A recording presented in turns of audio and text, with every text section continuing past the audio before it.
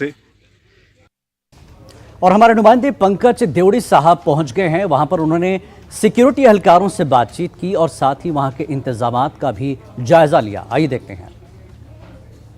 हम श्री करतारपुर साहब गुरुघर में पहुंच चुके हैं और ये तस्वीरें बेहद खूबसूरत तस्वीरें आप तक पहुंचाएंगे। एक एक तस्वीर आप तक पहुंचाएंगे कि कितना दिलकश नज़ारा है। देवड़ी साहब के दर्शनों के लिए सबसे पहले पहुंचे हैं और जो सिक्योरिटी है वो बेहद तहे दिल से जो है वो वेलकम कर रही है। क्या नाम है आपका?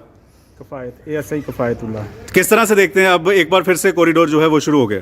जी बहुत खुशी हुई है। जो हमारे हमसाए हमारे मेहमान हैं वो आ रहे हैं, फिर से अब मुक़द्दस जगह पे आ रहे हैं, तो हम उनको वेलकम करने के लिए तैयार हैं। पंजाब टूरिस्ट पुलिस इधर उनकी वेलकम के लिए मौजूद है, उनकी हेल्प के लिए। बहुत खुशी हुई है जी, वो दोबारा से आए हैं हमारे पास।